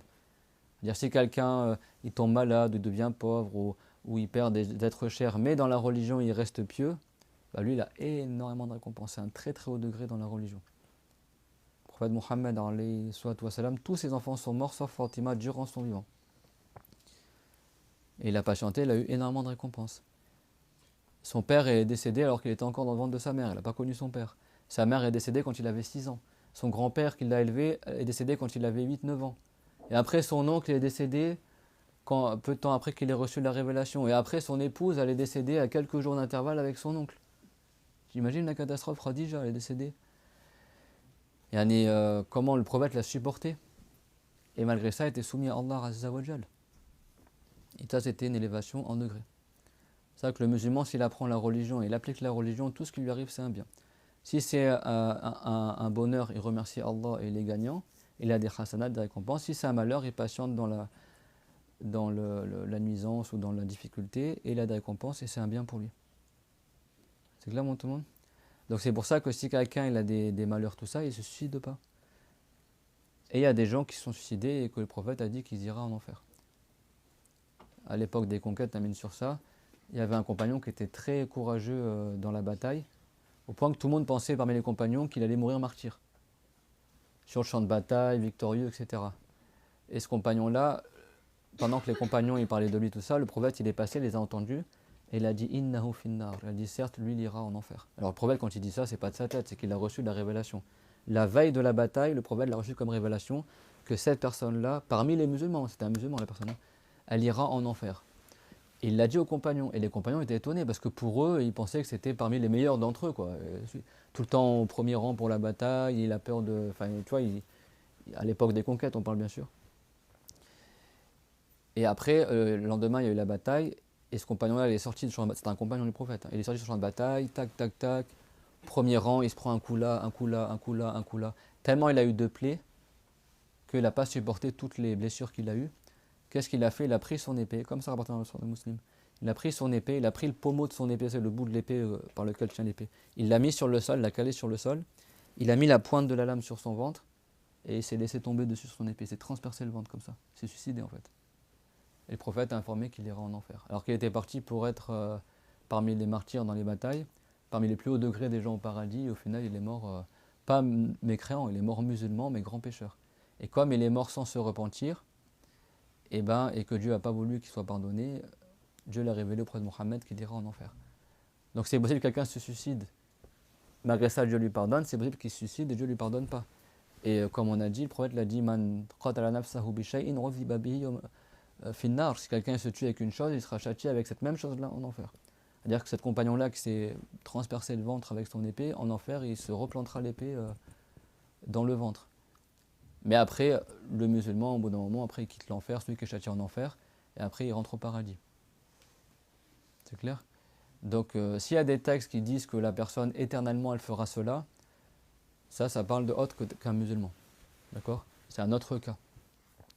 Mais le meurtre et le suicide, c'est un péché très très grave, mais c'est pas de la mécrance, tant que le musulman ne fait pas ça pour se rebeller contre Allah Azza wa Jal, ou en se le rendant licite. Si quelqu'un croit que c'est permis qu'il se suicide, il n'est pas musulman. Parce que c'est connu que c'est interdit de se tuer ou de tuer injustement, de faire un meurtre. C'est clair, tout le monde? Donc ça également, c'est parmi les péchés des mains. Inch'Allah, on continuera la semaine prochaine. C'est clair, tout le monde? Il y en a des questions sur ce qu'on a vu? sur ce qu'on a vu. وآخر دعوانا الحمد لله رب العالمين وصلى الله على محمد أشرف المرسلين وعلى جميع النبيين. ربنا آتنا في الدنيا حسنة وفي الآخرة حسنة قنا عذاب النار. ربنا لا تزغ قلوبنا بعد إذ هديتنا وهب لنا من لدنك رحمة إنك أنت الوهاب. سبحان الله وبحمده لا قوة إلا بالله. ما شاء الله كان وما لم يشأ لم يكن. أعلم أن الله على كل شيء قدير وأن الله قد أحاط بكل شيء علما. بسم الله الذي لا يضر مع اسمه شيء في الأرض ولا في السماء وهو السميع العليم. بسم الله الذي لا يضر مع اسمه شيء في الأرض ولا في السماء وهو السميع العليم. بسم الله الذي لا يضر مع اسمه شيء في الأرض ولا في السماء وهو السميع العليم. اللهم اجز عنا محمدا خير الجزاء وسائر النبيين واغفر لنا وللذين سبقونا بالإيمان وزدنا علما وآت كل منا سؤله من الخير. اللهم اهد بنا واهد من ضل من أهلينا ومعارفنا. اللهم آت كل منا سؤله من الخير وعافنا ومرضانا من سيء الأسقام وارحم شيخنا رحمة واسعة ووالديه ومشايخه. والحمد لله وصلى الله على محمد وعلى آله وصحبه وسلم. لا إله إلا الله لا إله إلا الله لا إله إلا الله. اللهم صل على سيدنا محمد وعلى آله وصحبه وسلم. اللهم صل على سيدنا محمد وعلى آله وصحبه وسلم. اللهم صل على سيدنا محمد وعلى آله وصحبه وسلم. رب اغفر لي وللمؤمنين والمؤمنات. رب اغفر لي وللمؤمنين والمؤمنات. رب اغفر لي وللمؤمنين والمؤمنات. بارك الله فيكم وأحسن الله إليكم.